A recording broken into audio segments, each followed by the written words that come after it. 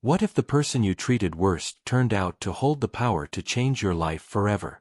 Barbara wiped down the marble floors of Meridian Corporate Tower at 3 a.m, her weathered hands moving in practiced circles across the cold stone. At 62, she'd cleaned these same hallways for 8 months, invisible to the executives who strutted past in their $1,000 suits. But tonight felt different. Tonight, she adjusted the tiny recording device hidden beneath her janitor's uniform and whispered a quiet prayer. 3 floors above, Preston Caldwell, the 43-year-old CEO of Meridian Industries, worked late again, his corner office blazing with light. He had no idea that tomorrow would begin the most humbling week of his life.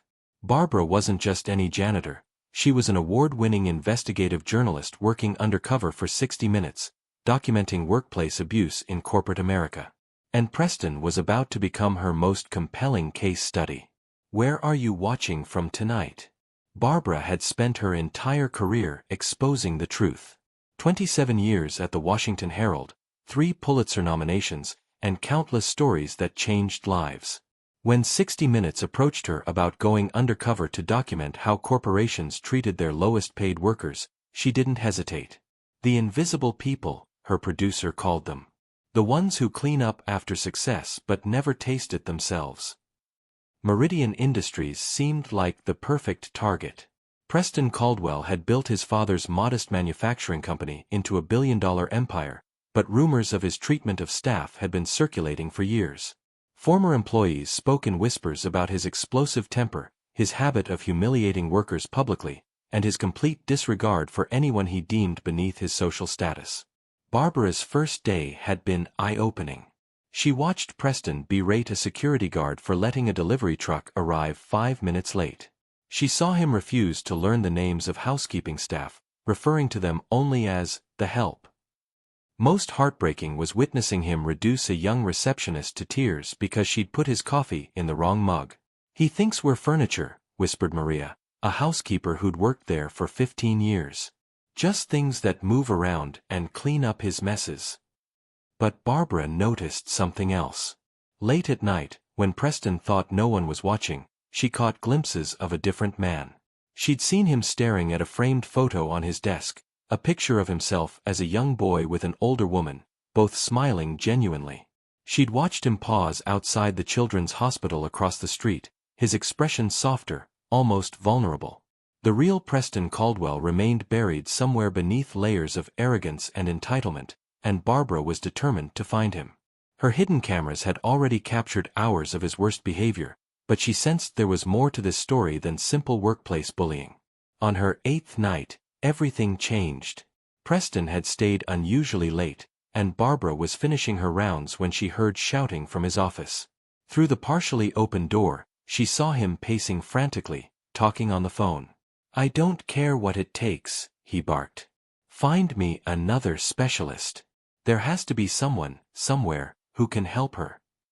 Barbara crept closer, her heart racing. Preston's voice cracked as he continued. "She raised me, damn it. She's the only family I have left.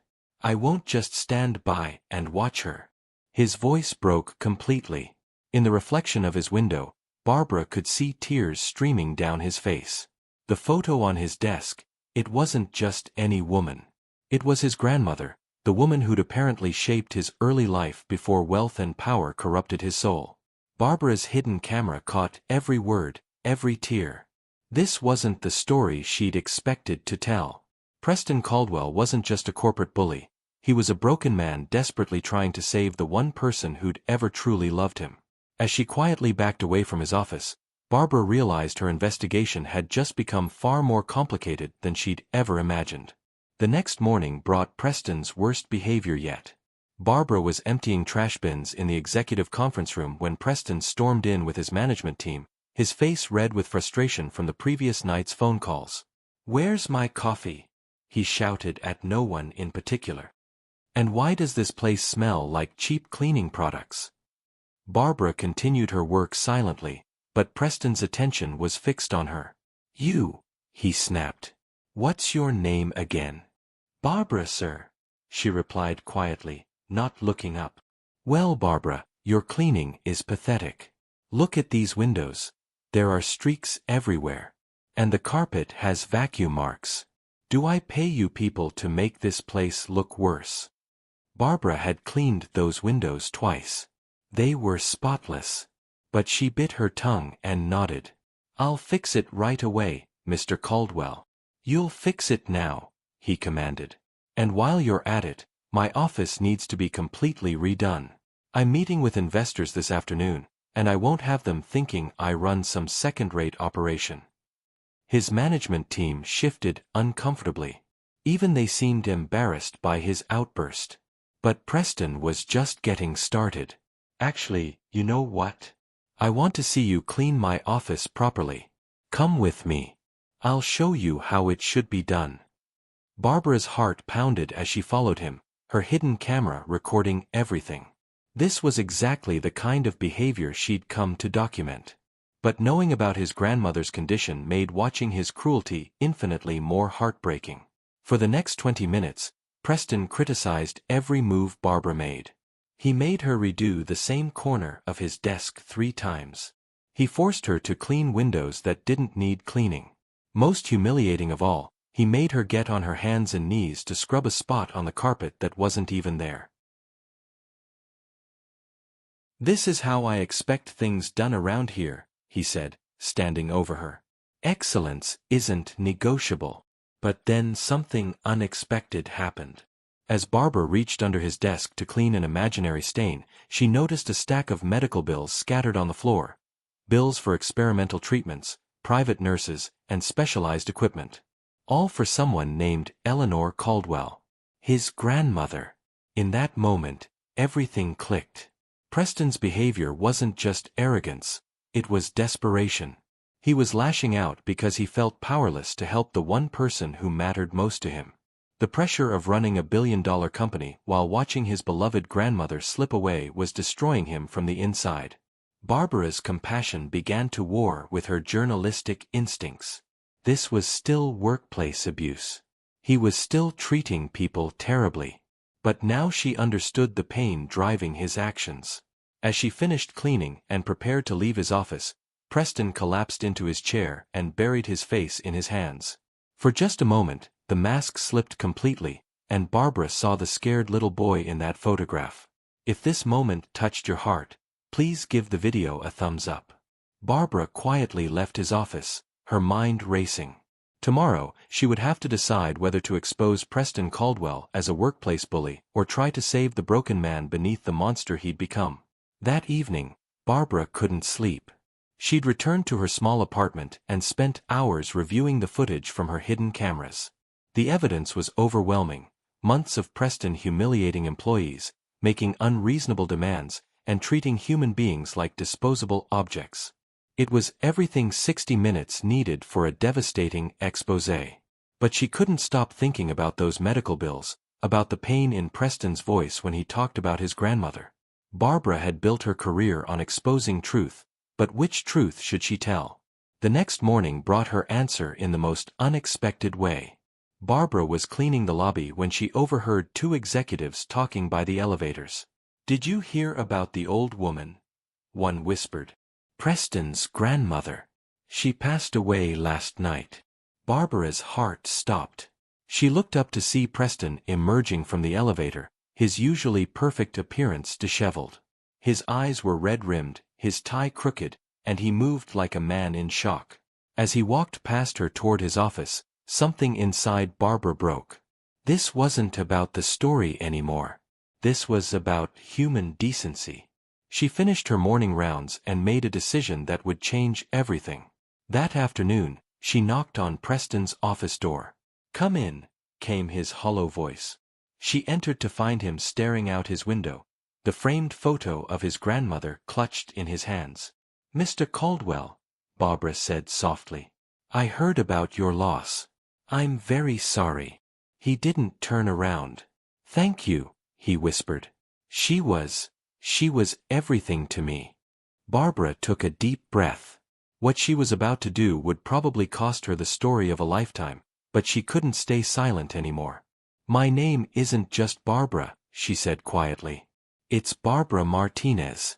I'm a journalist with the Washington Herald, and I've been working undercover here for 60 minutes. Preston spun around, his face a mixture of shock and growing anger. You're what? I came here to document workplace abuse, Barbara continued, her voice steady despite her racing heart. And I found it. I have hours of footage showing how you treat your employees. Preston's face flushed red. You recorded me? You've been lying to everyone here for months. Yes, Barbara admitted. But I also discovered something else. I saw the bills for your grandmother's care. I heard you crying on the phone, begging doctors to help her. I saw the man beneath all that anger.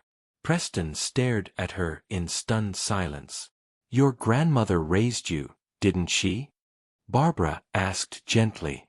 She taught you kindness, respect, and love. But somewhere along the way, you lost those lessons. Preston's anger crumbled, replaced by raw grief. She was dying, and I couldn't save her. I couldn't save the one person who ever believed I was worth something.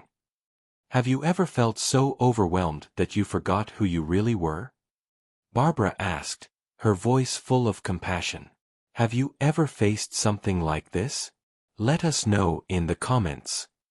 Preston looked at the photo in his hands, then back at Barbara.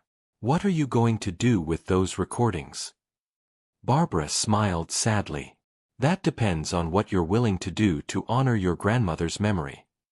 Preston set down his grandmother's photo and really looked at Barbara for the first time, not as invisible help, but as a person.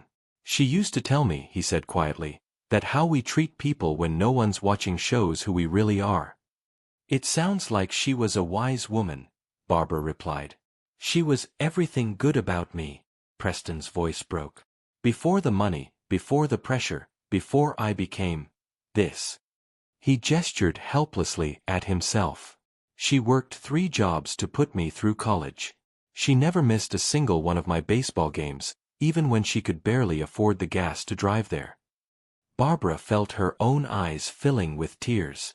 Tell me about her. And Preston did. For the next hour, he told Barbara about Eleanor Caldwell, how she'd raised him after his parents died, how she'd taught him to cook her famous apple pie, how she'd sit with him every night and help with homework even though she'd never graduated high school herself. She made me promise to always be kind, Preston whispered. To remember that everyone has a story, everyone deserves respect. And I broke that promise every single day. Barbara reached into her bag and pulled out a small recording device. Not the hidden camera, but the digital recorder she'd brought to document this conversation. Preston, what if we made this right together? His eyes widened. What do you mean? I could destroy the footage I've collected, Barbara said carefully. But only if you're willing to do something that would make your grandmother proud. Preston leaned forward. Anything. Tomorrow morning, you're going to call an all-hands meeting. You're going to apologize to every single employee you've mistreated. Not a corporate apology, a real one. And then you're going to announce some changes. Barbara outlined her plan. Immediate pay raises for all support staff, profit-sharing bonuses, comprehensive healthcare coverage, and most importantly, a new company culture based on respect and dignity for every employee. But that's not all, Barbara continued. You're going to establish the Eleanor Caldwell Foundation, a scholarship fund for children of working-class families, just like your grandmother was. Preston's eyes filled with tears. You would do that. You'd give up your story. Sometimes the best story isn't the one that destroys someone, Barbara said. Sometimes it's the one that shows how people can change. The next morning, Preston stood before his entire company. His voice shook as he began. 3 months ago, I lost the most important person in my life. My grandmother, Eleanor, raised me to be better than I've been. I owe each of you an apology, and I owe her the promise to be the man she believed I could become. What followed was the most honest, heartfelt apology Barbara had ever witnessed. Preston looked directly at Maria, at the security guard, at the young receptionist, and personally asked for their forgiveness. If you've been enjoying this story, subscribe to our channel for more heartwarming tales. But the real transformation was just beginning. As employees began to share their own stories, Preston realized his grandmother's legacy wasn't just about his success. It was about lifting others up along the way. 6 months later, Barbara returned to Meridian Industries, this time as an invited guest, not an undercover journalist. The changes were remarkable. The lobby buzzed with genuine energy, employees smiled and greeted each other by name, and the entire atmosphere felt transformed. Preston met her at the entrance, looking healthier and more at peace than she'd ever seen him. "Barbara, welcome back. I have something to show you." He led her to a beautiful memorial wall dedicated to Eleanor Caldwell. Her photograph smiled down at dozens of framed pictures, scholarship recipients, employees celebrating promotions, families whose lives had been changed by the foundation bearing her name. 43 kids have received scholarships so far, Preston said proudly. And our employee satisfaction scores are the highest in the industry. Maria approached them, her face glowing with happiness. "Ms. Martinez, did you know Preston paid for my daughter's nursing school? She graduates next month." She turned to Preston with genuine affection. "Eleanor would be so proud of you." Preston's eyes misted over. She would have loved meeting all of these people. Really meeting them, the way I never did before. Barbara had wrestled with her decision for months. Her producers at 60 Minutes had been disappointed when she explained that her story had evolved into something else entirely. But when they saw the documentary she created instead, The Eleanor Effect, How One Woman's Legacy Transformed a Corporation, they understood. The piece aired to critical acclaim, showing not just Preston's transformation but also highlighting the stories of the employees whose lives had been changed. It sparked a national conversation about workplace dignity and corporate responsibility. "I learned something important during those months," Barbara reflected as she and Preston stood before Eleanor's memorial. "Sometimes the most powerful stories aren't about exposing darkness, they're about finding light." Preston nodded, touching the frame holding his grandmother's photo. "She used to say that kindness isn't weakness. It's the strongest thing a person can choose." The Eleanor Caldwell Foundation had grown beyond anyone's expectations. Other companies had started similar programs. Preston regularly spoke at business schools, sharing his grandmother's wisdom with future leaders. Most importantly, he'd learned to see the humanity in every person who walked through his doors. As Barbara prepared to leave, she noticed a new employee, a young janitor, maybe 25, working quietly in the corner. Preston walked over to him with a warm smile. "James, right?" Preston said, shaking the young man's hand. "How's your first week going?" "Great, sir. Everyone here has been so welcoming." "That's exactly how it should be. If you ever need anything, my door is always open." As Barbara watched this interaction, she realized that Eleanor Caldwell's legacy lived on in every act of kindness, every moment of respect, every time someone chose compassion over cruelty. The story had become bigger than workplace abuse or corporate reform. It had become about the fundamental truth that every person deserves dignity, and that it's never too late to honor the people who shaped us into who we're meant to be. If you enjoyed this story, please remember to like, leave a comment with your thoughts, and subscribe for more heartwarming tales like this one. Sometimes the most beautiful transformations happen not when we expose someone's worst, but when we help them remember their best.